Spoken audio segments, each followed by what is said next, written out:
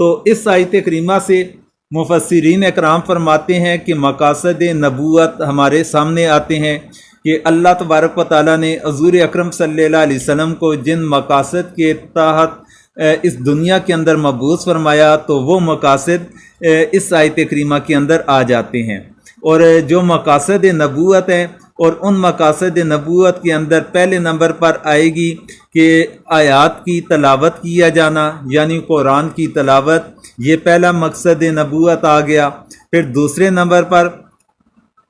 کتاب کی تعلیم دینا، یعنی قرآن کی تعلیم دینا۔ پھر تیسرے نمبر کے اوپر حکمت کی تعلیم دینا، اور چوتھے نمبر کے اوپر تزکیہ کرنا۔ یہ چار مقاصد اس آیت کریمہ کے اندر جو حضرت ابراہیم علیہ السلام کی دعا تھی، اس کے اندر مقاصد نبوت کے تحت اللہ تبارک و تعالیٰ نے ذکر فرما دیے۔ تو یہ تعداد بنتی ہے، چار بنتی ہے۔ بعض مفسرین کرام نے کتاب اور حکمت ان دونوں کو ایک ہی مقصد تصور کیا، اور پہلے نمبر پر قرآن کی تلاوت، دوسرے نمبر کے اوپر کتاب اور حکمت کی تعلیم، اور تیسرے نمبر پر تزکیہ۔ تو اس لحاظ سے دیکھا جائے تین مقاصد بنتے ہیں، اور بعض مفسرین اکرام نے انہیں چار شمار کیا۔ حکمت اور کتاب کو علیحدہ علیحدہ مقصد انہوں نے تصور کر رکھا ہے۔ تو یہ چار کی تعداد ہو یا تین کی ہو، لیکن اس کے اندر یہ چیزیں اللہ تبارک و تعالیٰ نے مقاصد نبوت کے تحت ذکر فرما لی۔ اب اس کے اندر جو اللہ تبارک و تعالیٰ نے چار چیزوں کا تذکرہ فرمایا، پہلے نمبر پر ہے قرآن کی تلاوت کرنا، کہ وہ اے اللہ تیری آیات کی تلاوت کرنے والے ہوں۔ تو قرآن کی تلاوت کو اللہ تبارک و تعالیٰ نے ایک علیحدہ مقصد کے طور پر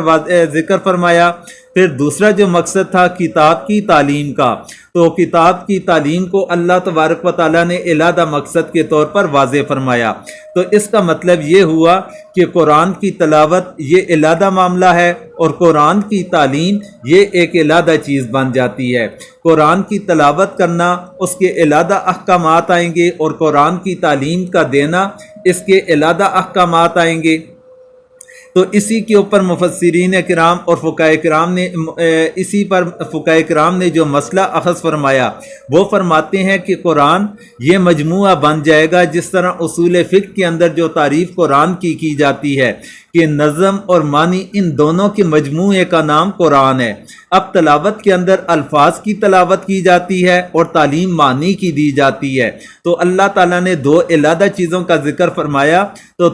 الفاظ کا ذکر بھی آ گیا اور اس کے ساتھ معنی کا ذکر بھی آ گیا۔ اور اصول فقہ کے ماہرین وہ قرآن کی جو تعریف فرماتے ہیں، ان کے نزدیک بھی الفاظ اور معنی دونوں کے مجموعے کا نام قرآن ہے۔ تو اس نظر کے اندر پھر جب دیکھا جائے تو فقہاء کرام فرماتے ہیں کہ اگر کوئی شخص قرآن کی عربی زبان سے ہٹ کر کسی دوسری زبان کے اندر صرف ترجمہ ایک جگہ ایک کتاب کے اندر جمع کر لے، ہم اسے قرآن نہ کہیں گے۔ جس طرح کوئی اگر اسے اردو کا قرآن کہہ دے یا انگلش کا قرآن کہہ دے یا کسی بھی زبان کا اسے قرآن کہہ دے، لیکن اس کے اوپر وہ قرآن کے احکامات لاگو نہ ہوں گے۔ قرآن کے احکامات اسی صورت کے اندر لاگو ہوں گے کہ جن الفاظ کے اندر اللہ تبارک و تعالیٰ نے کتاب کا نزول فرمایا، وہ الفاظ بھی باقی ہوں، اور ان الفاظ کی موجودگی کے اندر جو معنی اللہ تعالیٰ کی مراد ہے، اور وہ معنی بھی اسی طرح مراد لیے جائیں۔ یہ قرآن کی حیثیت بنے گی۔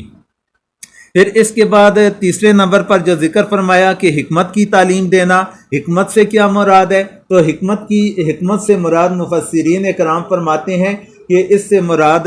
حضور اکرم صلی اللہ علیہ وسلم کی سنت مبارکہ ہے۔ یہ حضور اکرم صلی اللہ علیہ وسلم کی تعلیمات ہیں، ان کی سنت مبارکہ ہے، ان کے اعمال ہیں۔ جس طرح اللہ تبارک و تعالیٰ نے قرآن کو محفوظ فرما رکھا ہے، اسی طریقے سے حضور اکرم صلی اللہ علیہ وسلم کی سنت بھی محفوظ ہے۔ لیکن فرق کیا ہے کہ قرآن کی حفاظت کی ذمہ داری اللہ تبارک و تعالیٰ نے بذات خود اٹھا رکھی ہے۔ جس طرح کہ ایک مقام پر اللہ تعالیٰ نے ارشاد بھی فرمایا کہ انا نحن نزلنا الذکر وانا لہ لحافظون۔ تو جبکہ احادیث مبارکہ کی جو حفاظت ہے وہ اللہ تبارک و تعالیٰ نے انسانوں کے ذریعے سے اس کی حفاظت کا بھی انتظام فرما رکھا ہے، کہ کوئی بھی اگر کسی بھی زمانے کے اندر احادیث کے اندر ملاوٹ کرنے کی کوشش کی گئی تو ماہرین جو حدیث کے ماہر ہیں یا محدثین کرام ہیں، انہوں نے اس چور کو پکڑ لیا اور اس کے اندر ملاوٹ کرنے سے اس کے ہاتھوں کو روک لیا اور اس چیز کی وضاحت فرما دی کہ یہ حدیث مبارکہ نہیں، تاکہ سنت رسول اپنی جگہ کے اوپر خالص حالت کے اندر برقرار رہے۔ پھر چوتھے نمبر پر جو اللہ تبارک و تعالیٰ نے مقصد ذکر فرمایا وہ تزکیہ کرنا ہے، کہ قرآن کی تلاوت بھی ہو، قرآن کی تعلیم بھی ہو، حکمت کی تعلیم بھی ہو، اور اس کے ساتھ ساتھ میں تزکیہ بھی ہو۔ یہ نہیں کہ انسان صرف تلاوت کے اوپر اپنی زندگی بسر کر لے اور عمل کے لحاظ سے کچھ بھی نہ ہو۔ اور تزکیہ کسے کہا جاتا ہے؟ کہ انسان کو پاک صاف کرنا ظاہری طور پر اور باطنی طور پر، کہ انسان کا ظاہر جو ہے وہ بھی پاک صاف رہے، اور اس کے ساتھ ساتھ انسان کا جو باطن ہے باطن بھی انسان کا پاک رہے۔ ظاہری پاکی سے مراد تو ہر انسان سمجھتا ہے کہ کپڑے پاک ہونے چاہیے، جس جگہ پر انسان رہتا ہے وہ جگہ پاک ہونی چاہیے، یا جو بھی چیزیں ہماری ظاہر سے تعلق رکھنے والی ہیں۔ اور باطن سے کیا مراد ہے؟ کہ انسان کفر سے اپنے آپ کو بچانے والا ہو، انسان شرک سے اپنے آپ کو بچانے والا ہو، بدعات سے اپنے آپ کو بچانے والا ہو، معاصی گناہ سے اپنے آپ کو بچانے والا ہو، تو یہ چیزیں تزکیہ کے اندر آ جائیں گی۔ تو اللہ تبارک و تعالیٰ نے انہیں جس مقصد کے لیے دنیا کے اندر مبعوث فرمایا، ان مقاصد کے اندر ایک تزکیہ بھی بنتا ہے۔ کہ پھر اس کے اندر مفسرین اکرام فرماتے ہیں کہ یہاں پر جب حضور اکرم صلی اللہ علیہ وسلم کی حیثیت کہ انہیں تزکیہ کرنے والا بھی بنا کر بھیجا گیا، تو اس سے ایک اور چیز بھی واضح ہوتی ہے، وہ یہ کہ انسان کی تربیت کے لیے، انسان کی رہنمائی کے لیے اللہ تعالیٰ کی کتاب کا ہونا بھی ضروری ہے، اور اللہ تبارک و تعالیٰ کی کتاب کے ساتھ اللہ تعالیٰ کے بندوں کا ہونا بھی ضروری ہے۔ کہ جب تک ان دونوں میں سے اگر کوئی ایک چیز ساقط ہوگی، وہ ختم ہوگی، تو اس صورت کے اندر انسان کے لیے ہدایت کے راستے کے اوپر چلنا ممکن نہ رہے گا۔ اس کی وجہ یہ ہے کہ اللہ تبارک و تعالیٰ نے اپنی کتاب کو نازل فرمایا، یا سابقہ کتب اللہ تبارک و تعالیٰ نازل فرماتے رہے، تو ان کے ساتھ اللہ تبارک و تعالیٰ نے رجال اللہ کے انسانوں کا انتظام بھی فرما لیا، کہ جو ان لوگوں کی تربیت کرنے والے ہوں، وہ انبیاء کی صورت کے اندر تھے۔ پھر اس کے بعد اللہ تبارک و تعالیٰ نے اس تسلسل کو، جب حضور اکرم صلی اللہ علیہ وسلم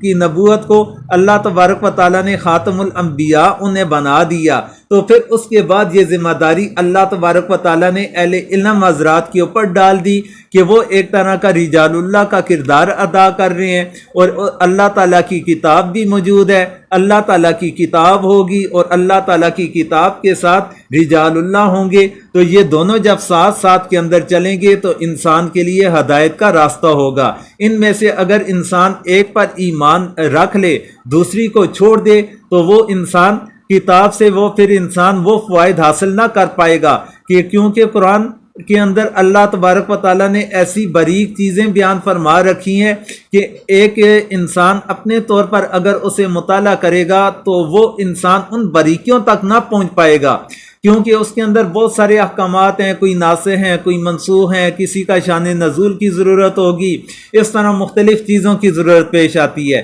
جب ایک انسان تربیت یافتہ ہوگا، تعلیم حاصل کرنے والا ہوگا، تو وہ دوسرے بندے کی صحیح انداز کے اندر رہنمائی بھی کر سکے گا، کہ اللہ تبارک و تعالیٰ نے یہاں پر اس کی یہ مراد لی، یہ حضور اکرم صلی اللہ علیہ وسلم نے فرمایا تھا، انہوں نے اپنے صحابہ کرام سے فرمایا تھا، اور اس طرح یہ تعلیمات ہم تک پہنچی ہیں۔ تو اس لحاظ سے رجال اللہ وہ قرآن کی صحیح طریقے سے تفسیر کر سکیں گے، اس کی وضاحت کر سکیں گے، کہ جو حضور اکرم صلی اللہ علیہ وسلم اور صحابہ کرام و تابعین کی تعلیمات تھی، ان تعلیمات کی روشنی کے اندر۔ تو یہ اس دعا کے متعلق مخصوص کچھ مسائل تھے جس کی وضاحت کرنا ضروری سمجھتا تھا۔